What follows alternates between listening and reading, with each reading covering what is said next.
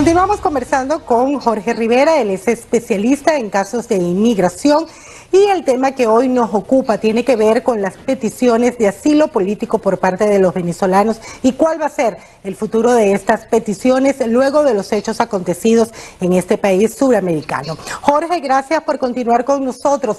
Desde el pasado 23 de enero, el presidente de la Asamblea Nacional, haciendo uso de sus funciones, pues se juramentó como presidente interino para regresar al país o hacer 3 pasos simples y muy claros. En primer lugar, el cese de la usurpación por parte de Nicolás Maduro, luego hacer un gobierno de transición para finalmente poder convocar elecciones libres en Venezuela. Sin embargo, hay miles de venezolanos que desde hace 2 años pues han aumentado considerablemente las peticiones de asilo político en Estados Unidos. ¿Qué va a pasar con esas peticiones?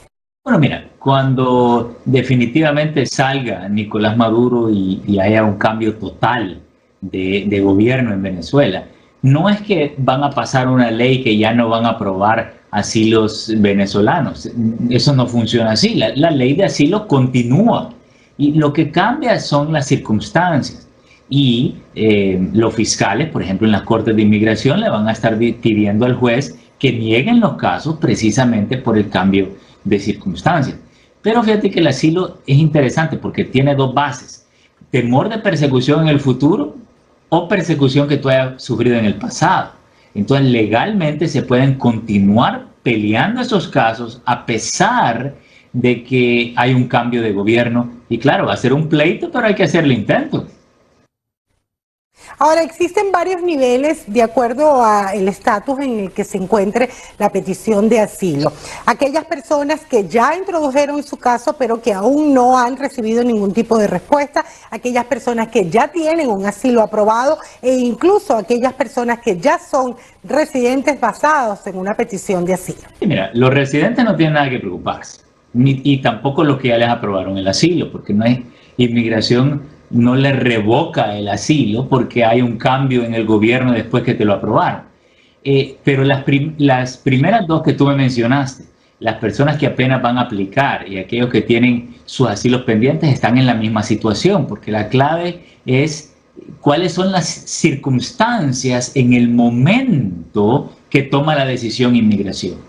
Entonces, si tú tienes un asilo pendiente, igual inmigración puede tratar de negarte el caso porque han cambiado las circunstancias. Y por eso va a ser importante pelear estos casos más fuertes que nunca, porque legalmente tienen un derecho si sufrieron persecución en el pasado. Entiendo lo que dice Jorge, pero ¿cómo se pelea un caso basado en miedo a un régimen cuando el régimen ya no existe? El perfecto ejemplo.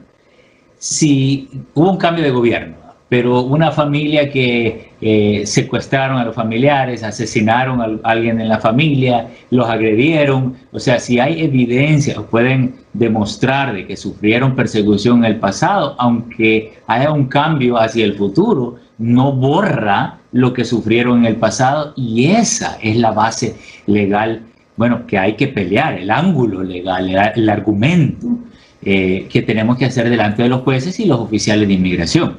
Que van a tratar de negar los casos, pueden tratar de negarlos, pero ese es el pleito legal. Y si es necesario, hay que ir a las cortes federales y hay que llegar a esto hasta última instancia. Si son casos que podrían alargarse, ¿cuánto tiempo, Jorge?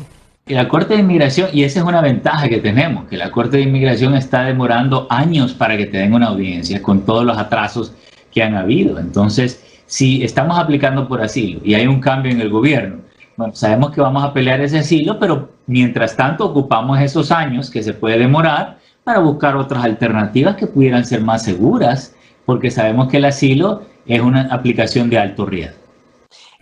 En este mientras tanto, o en este paréntesis, mientras se termina de definir la situación política en Venezuela, el Servicio de Inmigración, ¿qué hace con los casos? ¿Los frena, comienza a aprobarlos o definitivamente comienza a negarlos? Bueno, eso está por verse, ¿verdad? No van a poder negar todos los asilos venezolanos a partir del momento que hay un cambio, por lo que te mencionaba. Sí pueden negar los casos de que personas que estaban alegando pues que su argumento principal era el temor de sufrir persecución en el futuro. Esos son los casos que van a ser más débiles si hay un cambio. Pero la clave es pelear los casos que sufrieron persecución documentada en el pasado. Esos casos todavía se pueden ganar. ¿Qué pasa con aquellas personas, Jorge, que han introducido su caso en inmigración, que lo hicieron con un abogado, pero que ya ese abogado no está, no existe, o tal vez lo hicieron a través de una fundación de ayuda? ¿Qué pueden hacer esas personas? Bueno, eso no es ningún problema. Cambiarse de abogado es como cambiarse de médico.